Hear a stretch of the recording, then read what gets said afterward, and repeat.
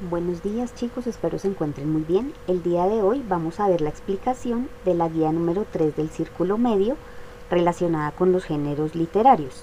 Pero primero vamos a ver el género narrativo. Entonces en la guía ustedes van a encontrar la explicación del género narrativo, cuáles son las características, cuál es la importancia del género narrativo, cuáles son los tipos de textos narrativos.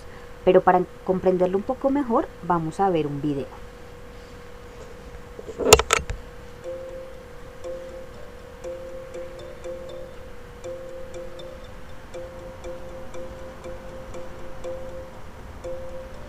Hola, soy Biblioteco. Continuando con el tema de géneros literarios, a continuación conoceremos algunas características del género narrativo. La principal función de estos textos es narrar historias en las que participan personajes y ocurren acontecimientos. Dentro del género narrativo, una de las partes más importantes es la figura del narrador, ya que es el encargado de contar la historia. Algunos textos literarios que pertenecen a este género son los cuentos, las novelas, las fábulas, los mitos, las leyendas, entre otros. Ahora observa el siguiente ejemplo. La triste historia del Rey Lobo. Hace tiempo vivió en un gran bosque lleno de árboles un enorme lobo gris que gobernaba sobre todos los animales que allí vivían. Al comienzo, cuando la comida abundaba y el clima era favorable, el lobo era bueno con los animales y gobernaba con justicia sobre ellos.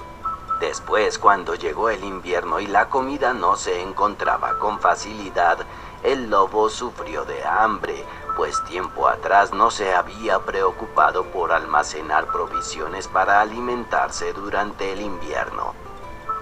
Fue entonces que el lobo se volvió un rey malo y egoísta, ya que todas las mañanas iba a las casas de los otros animales para quitarles su comida.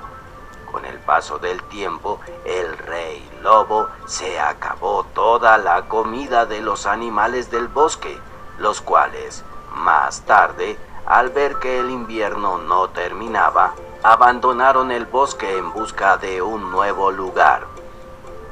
Finalmente, tras comprobar que el bosque no tenía animales, el rey lobo se dio cuenta que estaba solo y que ya no era un rey, pues no tenía un pueblo sobre el cual gobernar. En este ejemplo que muestra un cuento corto, puedes ver cómo el autor de la narración describe al personaje principal y el ambiente donde transcurre la historia, así como los diferentes momentos en que se desarrolla.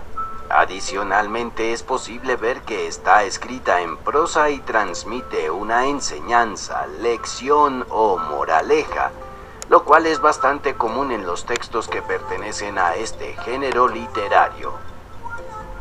¿Cuál crees que es la moraleja del cuento La triste historia del Rey Lobo? Bueno chicos, como pudimos ver en el video, nos muestran un ejemplo de un cuento que forma parte del género narrativo, de una fábula en realidad. Entonces, ¿nosotros qué vamos a hacer? Pues ya como les dije ahorita, primero van a leer la guía. En la guía yo les explico cuáles son las características de este género narrativo.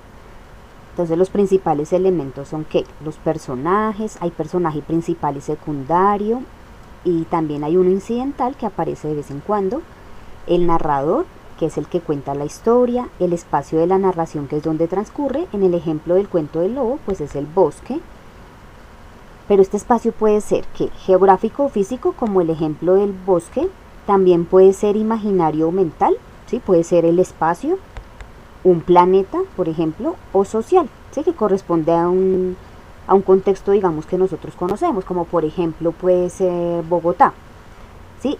Todas estas historias transcurren en un tiempo. Entonces, por ejemplo, en el ejemplo del cuento del lobo, vimos que decía, digamos, en la época de invierno. ¿Listo? Ahí están los tipos de textos narrativos, está el mito, la fábula, el cuento, la leyenda, la novela, la biografía. Entonces, en el ejercicio que les propongo, Van a completar el siguiente esquema. Elementos del género narrativo. ¿Cuáles son esos 4 elementos principales que yo menciono en la guía? De acuerdo a su importancia a lo largo del relato, los personajes se pueden clasificar en... Hay 3 tipos de personajes, ¿cierto? Los van a escribir acá. Y en el tercer punto van a escribir un texto narrativo de su preferencia.